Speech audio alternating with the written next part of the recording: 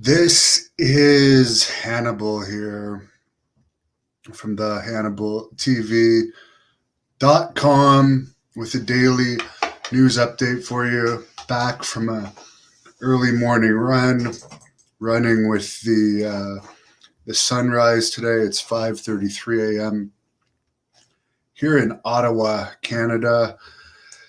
As it says in the headline, despite Mark Henry and Andrade coming over from WWE, Dynamite did another record low rating last week.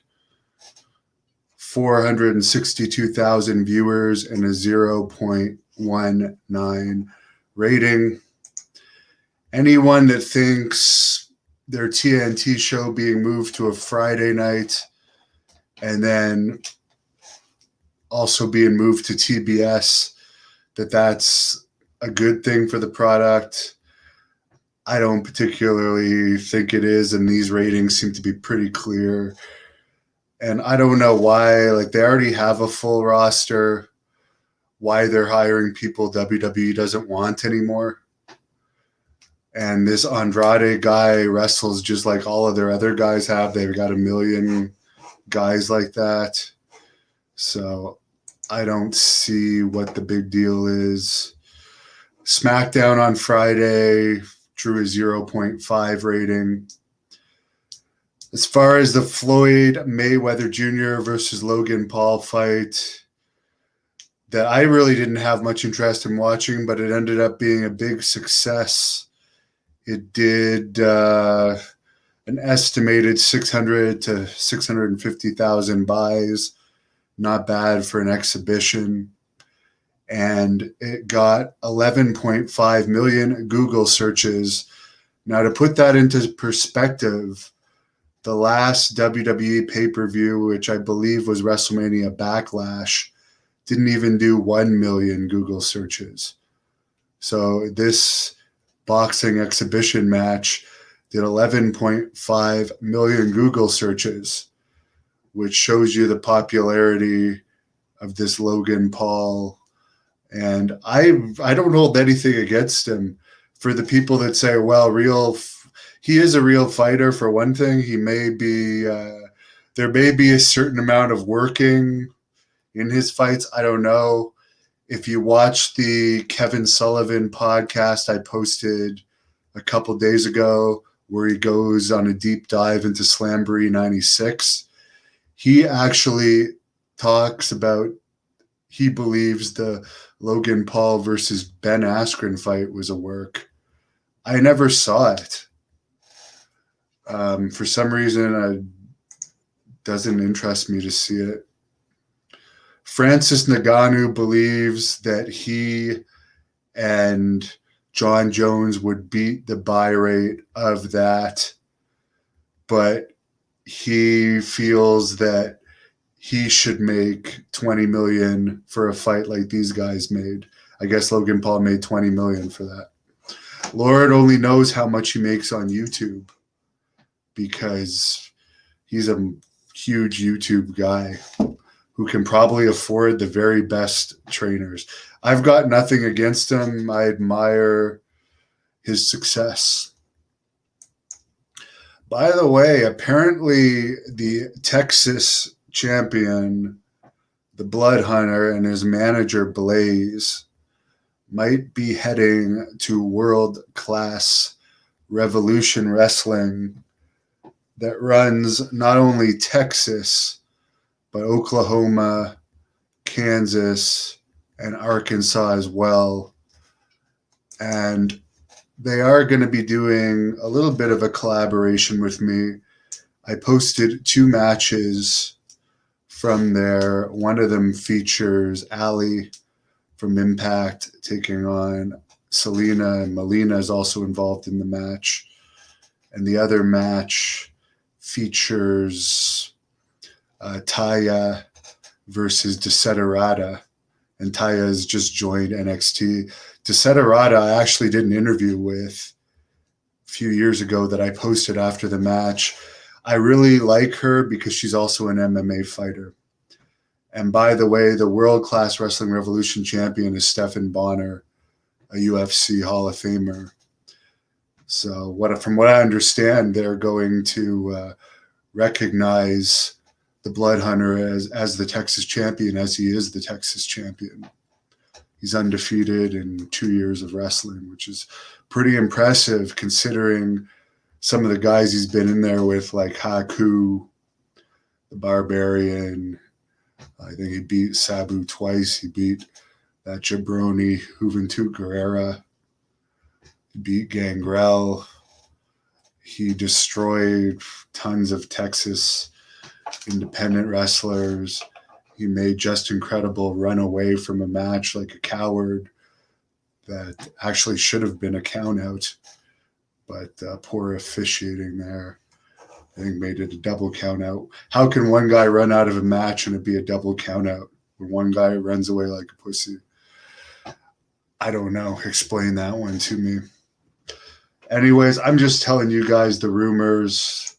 There's also a big show at the ECW Arena September 18th that I'm going to be paying close attention to.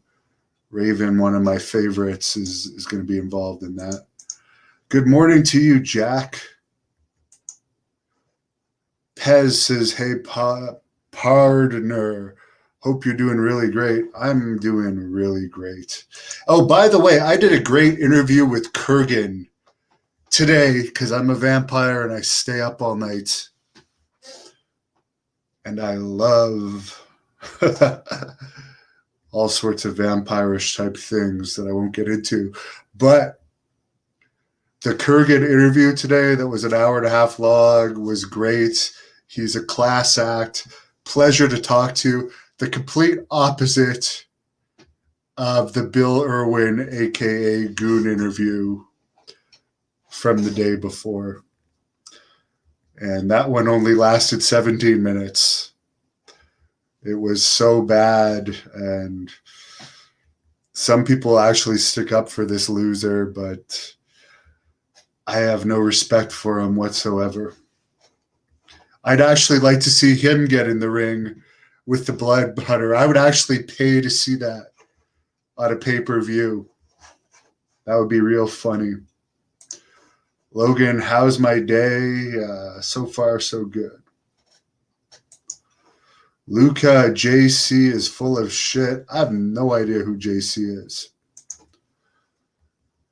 Sammy Russo, hello from Sydney, Australia.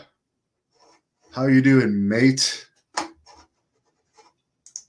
How is everything down under? Well, I wish everyone a great day. That's about all the news there is today. Hopefully there'll be more coming up. Nothing from Justin. Oh, Just Incredible is full of shit. Yeah. I have very little respect for him. I hope he can pull himself together. Jason, yeah, you know what? I know it was funny to some people about that whole Bill Irwin thing. I do feel sad that he's so pathetic, and I really didn't want it to end that way. And he really pushed me to my limits. I was there to document his career and get something on record for the people that may only know him for the Goon, to actually know some of the other stories, like he was the last person to see David Von Erich alive, like he wrestled The Undertaker, which, by the way, Undertaker is one of my all-time favorites. And I know he got really offended at that. But I'm sorry, but that is, as a Canadian, that's what he's best known for to me, his superstar match against The Undertaker. And Kurgan, by the way, gave a great detailed match, or gave a great detailed answer about his 5-minute match with The Undertaker, which, by the way, I think Kurgan talked about The Undertaker for more than 5 minutes. Even though he only had a 5-minute match, he also talked about the Montreal Screwjob, his 1991 WWE tryout, a lot of other stuff, why the Commandant was replaced by the Jackal, which I guess you can watch. Hello from Ireland. JB87 says, so we got people from Ireland and Australia watching. That's pretty cool. We also have over 10% female audience on this channel. Sammy, glad that Hannibal TV will be coming back to cover some Texas wrestling. This company really, it's been, by the way, on hiatus due to lockdown, but they use people like Sting, the Von Erichs in the past. And by the way, they might be starting off a podcast that I might be hosting. And if that happens, the first guests might be Ross and Marshall Von Erich. So that's something to look forward to. This company picking up where another company, I guess, tripped and fall, and they're falling down a black hole right now. But this world-class Revolution company seems very interesting. Sammy wants to see me interview Mark Lewin. If he ever comes back to the U.S., I'm sure it could happen because he's good friends with Kevin Sullivan. Lucas says there's several from Italy watching. Well, I'm glad I have such an international fan base. That's really cool. I am going to the UK in February to cover the Blood Hunter wrestling there, because if he's still Great North Wrestling heavyweight champion, then who knows, he might be defending the Great North Wrestling title in the UK. If he's still the Texas champion then, and I'm pretty positive between now and February, he's going to have a lot of really tough challengers. So I hope that he is, because he's my favorite wrestler. But he might be the first person to defend a Texas title in the UK. So very interesting. Have a great day or great night, whatever it is for you. Thank you for watching the Hannibal TV. Please like this video if you enjoyed it and click the subscribe button.